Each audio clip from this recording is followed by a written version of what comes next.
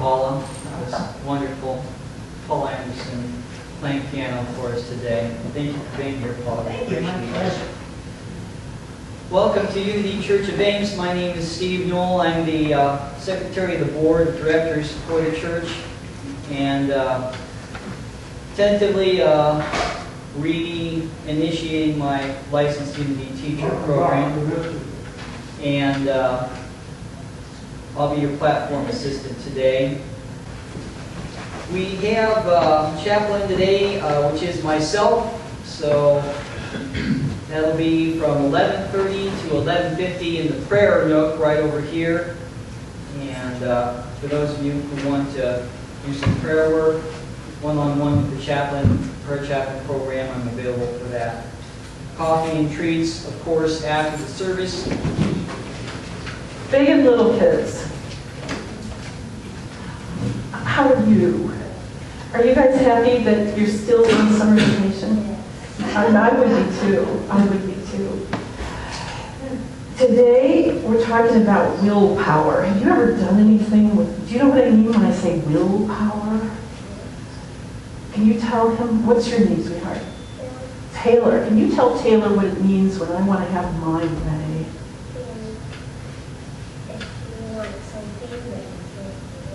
Yes. You want something, you can't get it, and you just keep digging in your heels, right? Have you ever seen one of these? You know what this is? Tell me what it is. I'll give you a hint. Chinese handcuffs. Yes. You ever tried these? Have you? What happens? Stick your finger in the other end. Okay, pull hard. Oh, can we get it out? Can we get it out? I don't think so. Pull harder. I want out. You would think it would break. Oh, you got your finger out, didn't you? Put your finger back in. Okay, now see, pull. The harder you pull, oh, well, you've got a small finger. And I've got a bigger finger. I can outwill you. Look at that. Parents can do that, can't they? You try it, Ted. 1, 2, 3. Pull, pull, pull, pull. Whoa, whoa, whoa, whoa. And the only way to get out is to relax. And now pull your finger out. Oh, wait a minute, you got into it. The more stubborn they are, the harder they fall. Okay, so that's how it works, right? Sometimes you have to let go. You have to be willing to come a little closer. Because sometimes it's your parents who won't let you have what you're asking for, right? And sometimes you have to come just a little closer to what they want, and then it works. Doesn't it? All right. Thank you. Give them a big round of applause. You can come pull in here and see if there's something that you might want. Dig down deep. I don't even remember what's in here. Ah, there. Oh, that's cool. I think Taya found something. Okay. Just stick your hands in and get something. Oh, leave the packing peanut. There you go. Oh, that's cool. All right, bubbles. There you go. All right. And I think you've got the necklace. All right. Give them a big round of applause.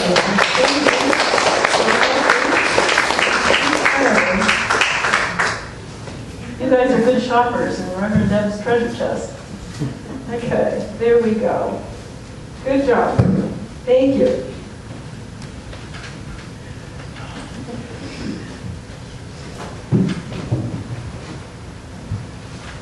All right, well, so now we're on to the opening prayer. And so, if you please join me for a moment of holding quiet, calm, centered intention together.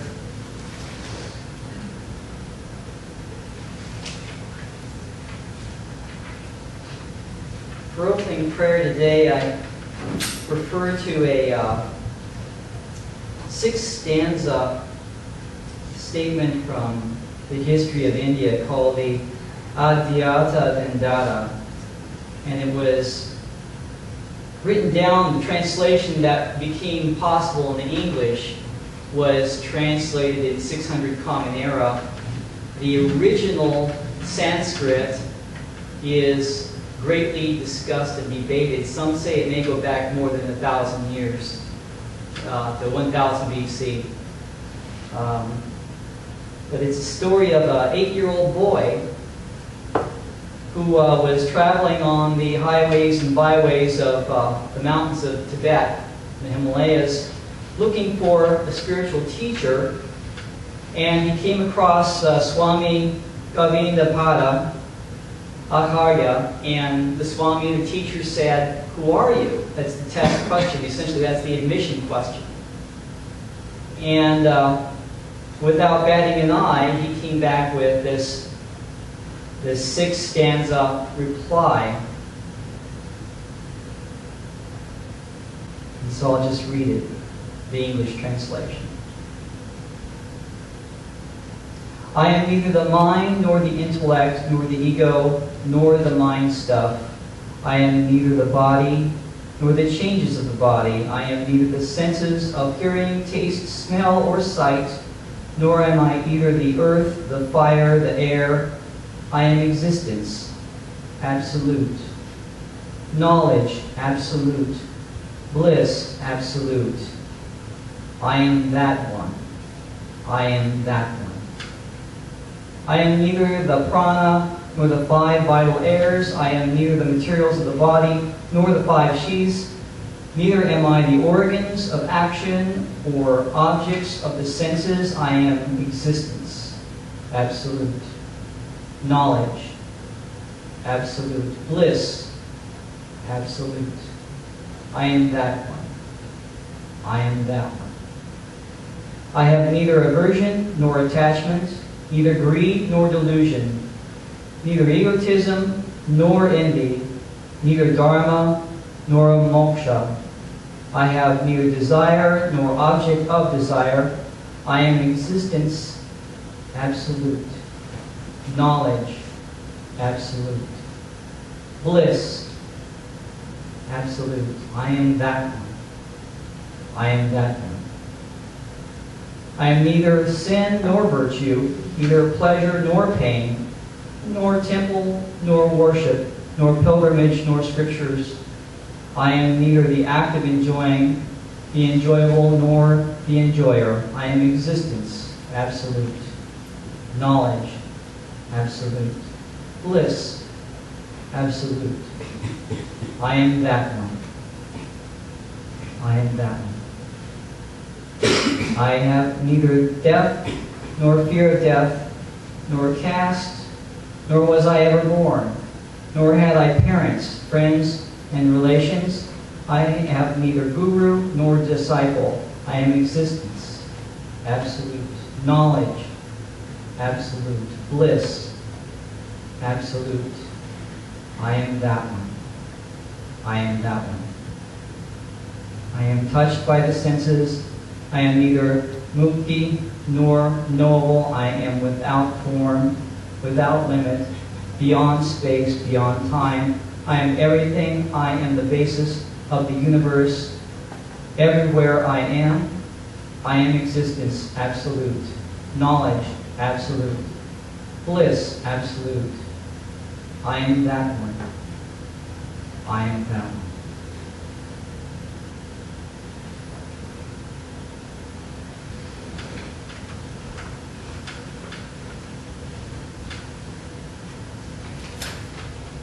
Almighty Source, Divine Spirit,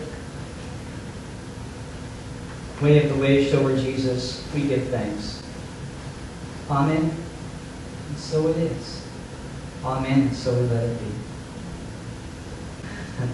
So let's go on to, here is the Unity Worldwide Ministries Foundation statement. Let's hold this together in prayerful intention as we say it together along with all the other congregations in Unity around the world. Together, please. There is one presence and one power in the universe and in my life. God the good, omnipotent. Thank you. And in like manner, we have our own Unity Church of Ames affirmation together, please. Through the Christ Spirit in us, we create a better church and a better world. So be it. All right, thank you. Okay, please be seated. Now it's time for the daily word, and we're going to have Elizabeth White come up and read that for us today. Won't you please come on up?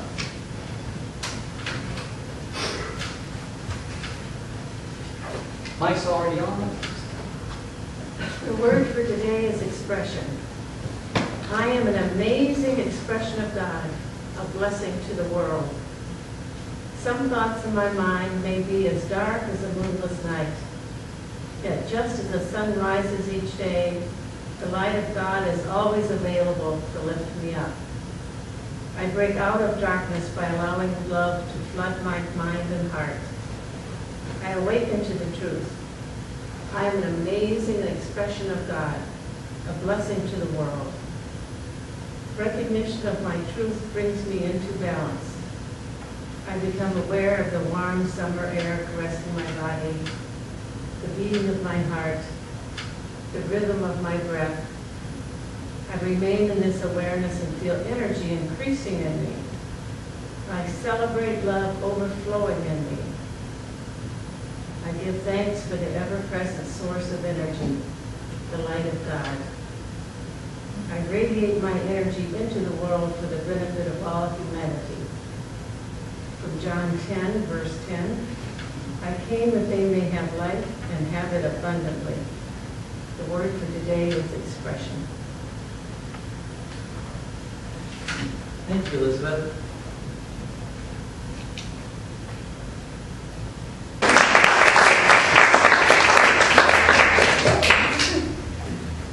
And now time for the lesson. Reverend Deb Hill Davis.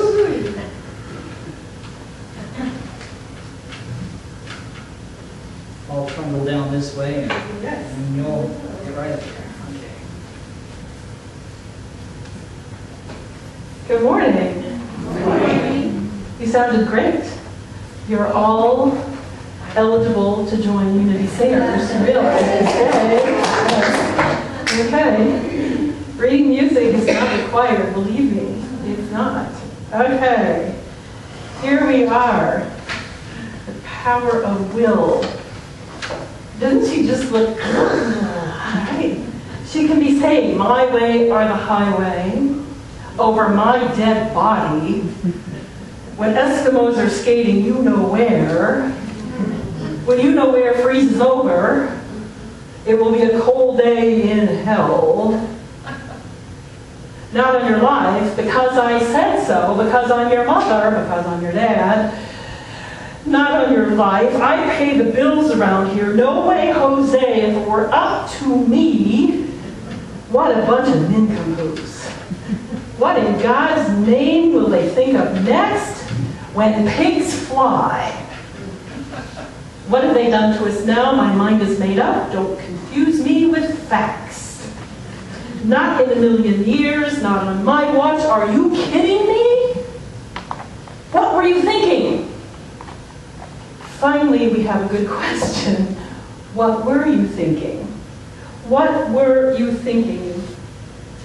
Because all of those comments, and we've all said some variation of them at some time or another, are some version of, well, I'm right. Now please agree with me, admit that I'm right, and do it my way.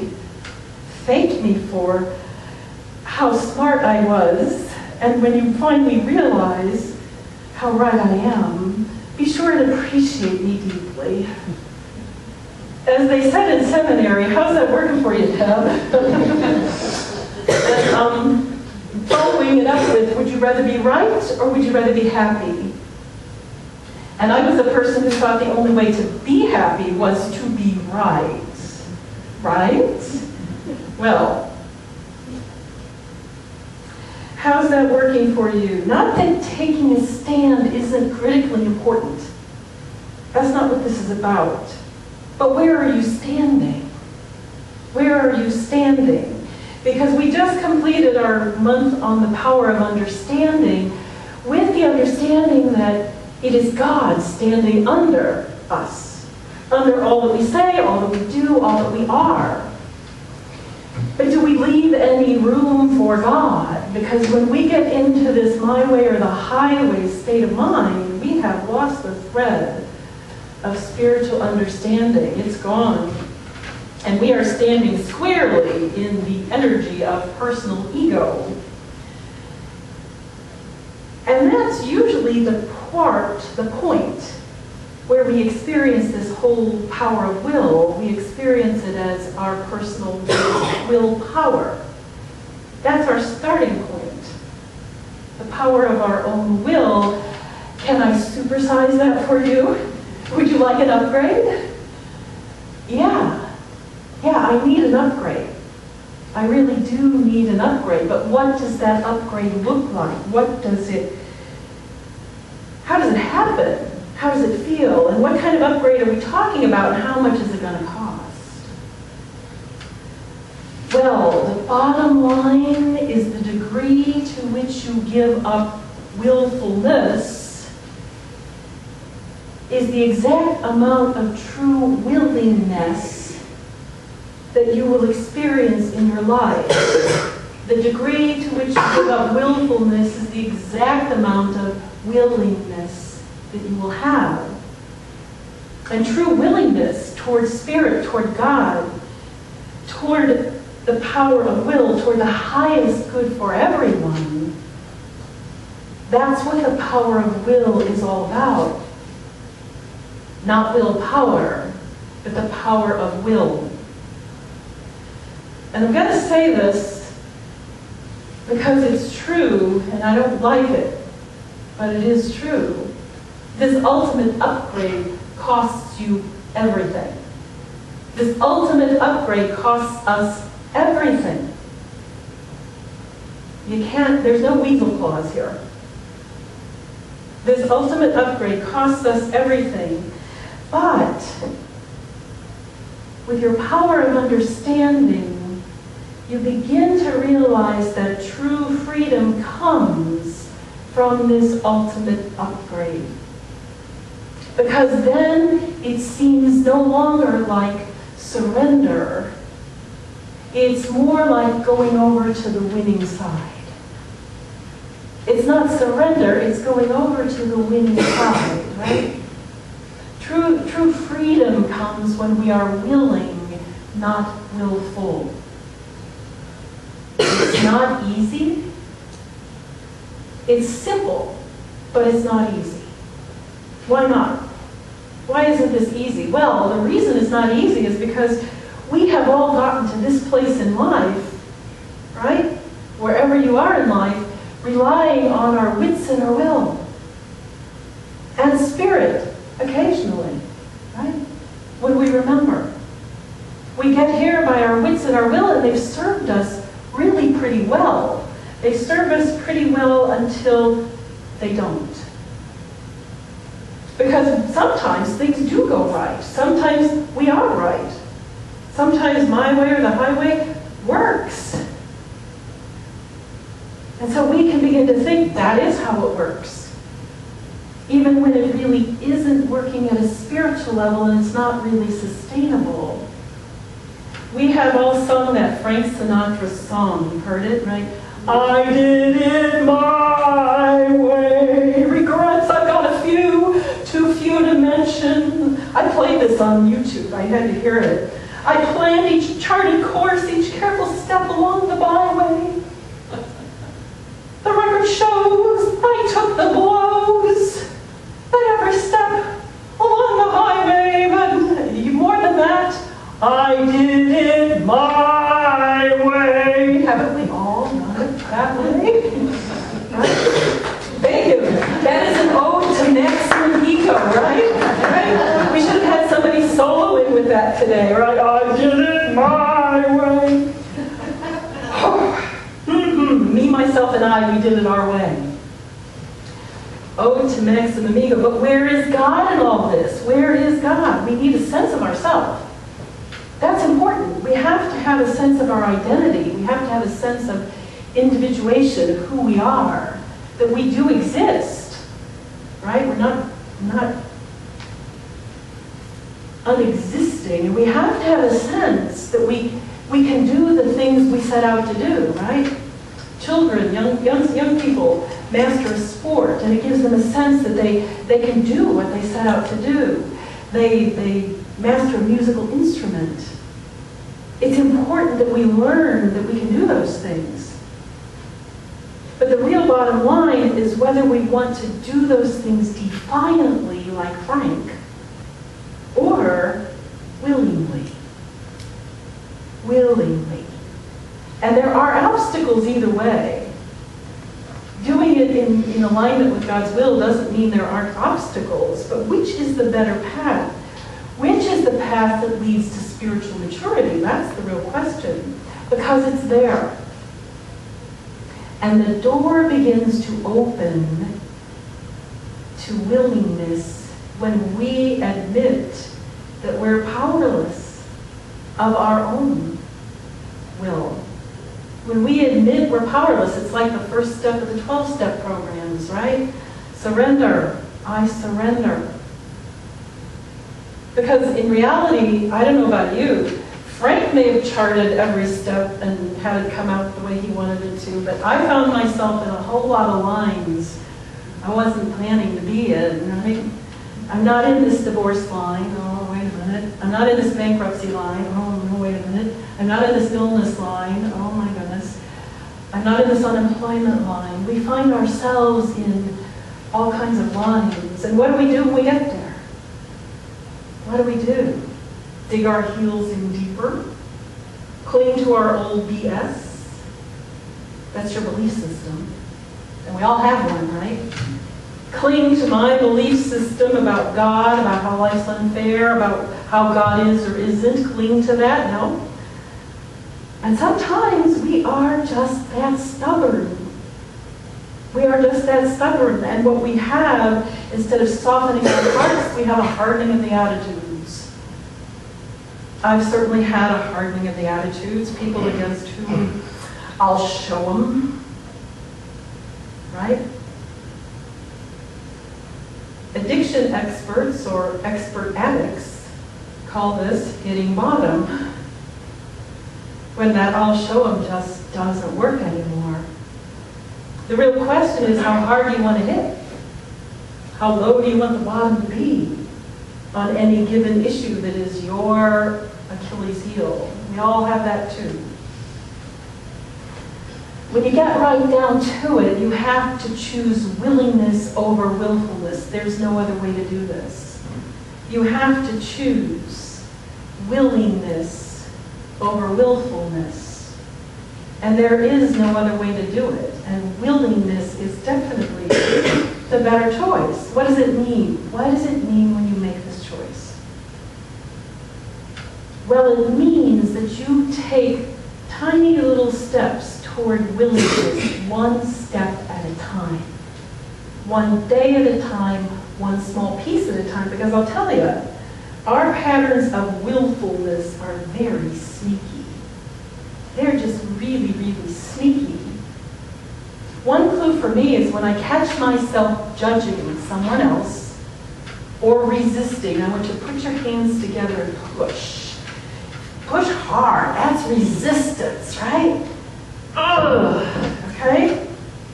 When I do that, I have lapsed into willfulness. Now open your hands and instead cultivate curiosity. What's this all about? When you come upon those situations which just grab you, open your hands. What's this all about? When you hear yourself thinking, oh, this is wrong, this shouldn't be like this. Oh, if I were in charge. Oh, this isn't, what were they thinking? This is awful. Remember, open your hands with curiosity. I wonder what this is about. It's not about pretending to like something that you don't like. It's not about pretending to agree when you don't agree. Or enjoying something that you don't really enjoy. That wouldn't be authentic. What it's about is not resisting. There's a spiritual law that is what you resist persists. The more you push, the more it pushes back. It's a little bit like the Chinese handcuffs. the more you resist, the more stuck you get. If I step into that, take a step back, like pulling out of the Chinese handcuffs and letting go, I'm stepping into that place of, I wonder what this is about. And I allow myself to just consider it. And I take that step. And sometimes the only step I can take is to step back and acknowledge my resistance. And just say, I don't like this. Resistance, resistance, resistance. I don't like it, I don't like it. Resistance. And the more I can say that, the quicker it passes. Because if I start judging myself for my resistance, I shouldn't feel this way. I've just stepped into more resistance. I've just stepped into more willfulness and directing it toward myself. So all I can really do is be with it. Be with my resistance. Resistance. I don't like this resistance. And that's okay. That's okay. The less I put my thoughts and energy into the resistance, the more freedom, peace, and true choice I have. What a concept, huh? The less I invest my energy into the resistance, the more peace and freedom I really have. True freedom. What did Jesus have to say about this? Because he was the master of the practice of the art of non-resistance. So was Martin Luther King Jr. He took a stand and he didn't fight back. He just continued to stand in truth. That's what Jesus does. Here's what Jesus says about this. And it's in Matthew 5, verse 25. And it was one of those first scriptures that I heard that hit me like a gong. Oh, it really did. I was at Unity Village and it was Earl Anderson. It's Matthew 5, verse 25 and 26. Come to terms quickly with your adversary while you are on your way to court with him, or your adversary may hand you over to the judge, and the judge to the guard, and you will be thrown into a prison. Truly I tell you, you will never get out until you have paid the last penny. Wow. Agree with thine adversary quickly. What this says to me is that when you encounter someone who appears and seems to be your adversary, it feels like they are very much against you, Jesus says to agree with them quickly. Settle your differences quickly. Otherwise, your consciousness will be cast into a prison, right? Where you are imprisoned with that person and the argument you are having forever, until the very last penny is paid. Jesus makes it radically clear that holding a grudge over someone else puts you in prison. And the only way out is forgiveness or reconciliation. That's not easy. That's not easy. But the reconciliation happens in your consciousness. It doesn't necessarily happen with them. It happens in your consciousness because it brings you back into alignment with your higher self. Being able to choose that is the power of will. Being able to choose to forgive and mean it is the power of will at its highest expression. If you revisit the offense over and over again, and how many, somebody says something so tacky, and how many times do you revisit that? Oh my, I have done that, ruminating on it. The injustice of it, and yet it's our ego that's gotten bruised. And we all have that. We all have an ego that can get bruised when we're ignored, overlooked, dissed, judged. But the reality is, it is your choice how many times you want to visit that. It's our choice. And stepping into the true power of will, out of willpower into willingness, is just willingness to look at it from a different perspective, willingness to accept your humanness, willingness to see and accept the humanness of the person who offended, who said the tacky thing, did the tacky thing.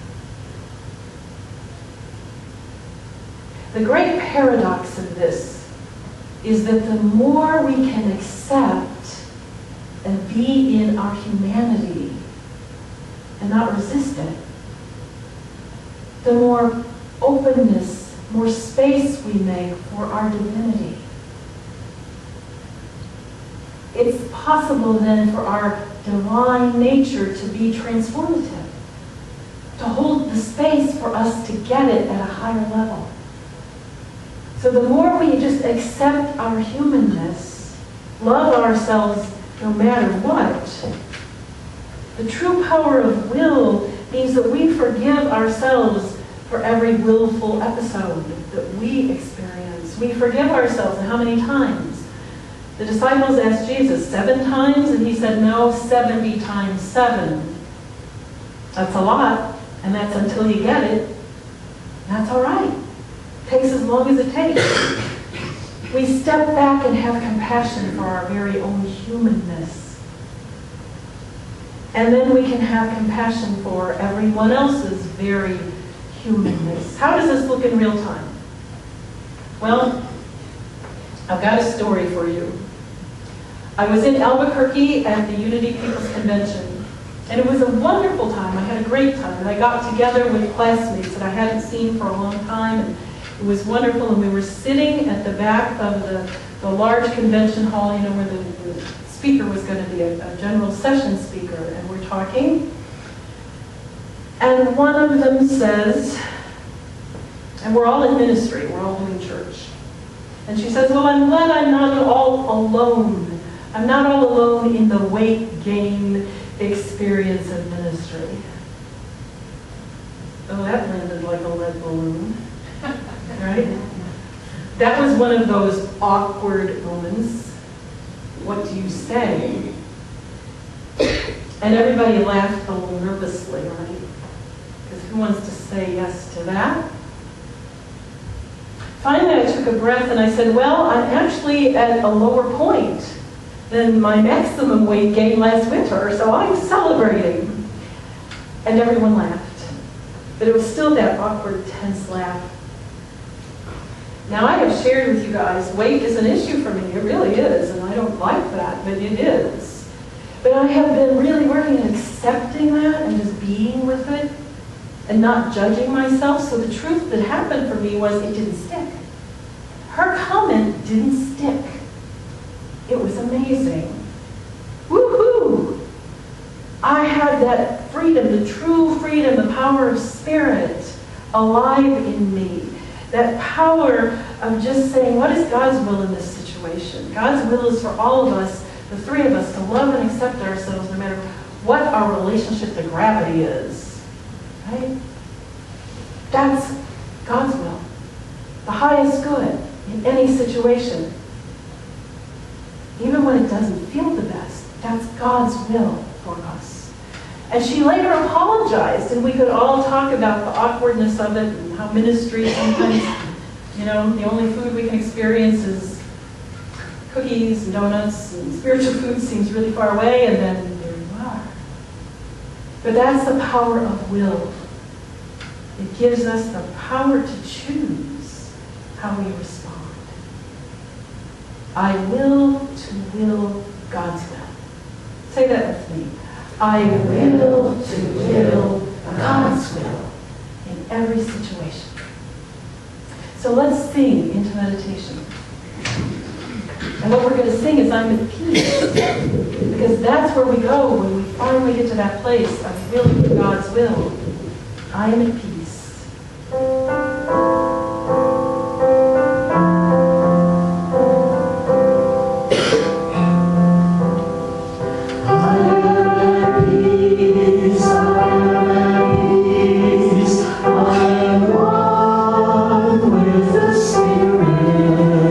I am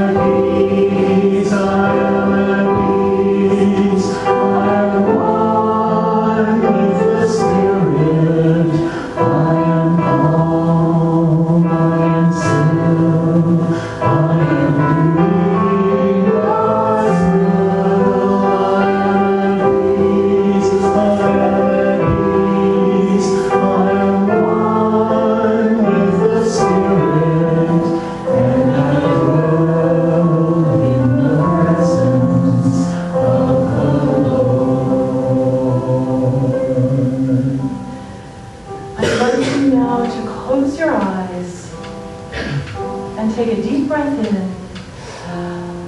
and then let it go. And take another deep breath in, and let it go. And in this time of our meditation and quiet, feel yourself just become willing. Whatever it is that feels against you, whoever it is that said that thing that offended you, that seemed to diminish you, hold that in your heart and become willing to let it go. Just hold it with love and compassion. Acceptance that you felt bruised or offended or hurt. Acceptance of your very human journey. And continue to breathe. Breathe in God's love and let go of the hurt.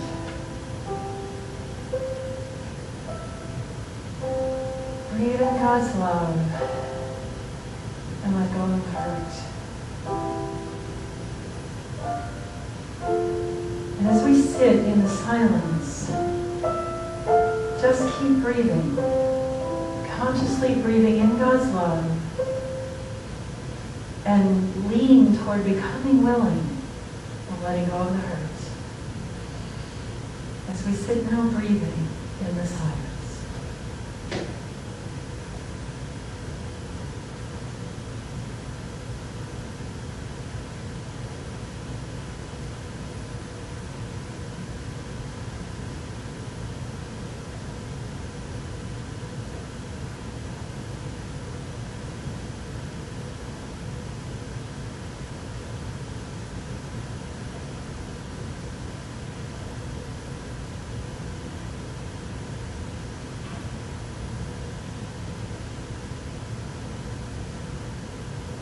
It is through that power of the presence of God's love, that willingness to be completely accepting of our very human nature, that the power of willingness towards spirit, takes up room in our hearts, in our whole being, and in our lives. So we come back to this time and this place, and we sing again, I am at peace. I am at peace, I am at peace, I am one with the Spirit, I am calm, I am still, I am doing God's will, I am at peace, I am at peace, I am one with the Spirit, and I dwell in the presence of the Lord. Amen, and so it is, and so we let it be. Go ahead and start our peace song, and when the kids come, they will connect.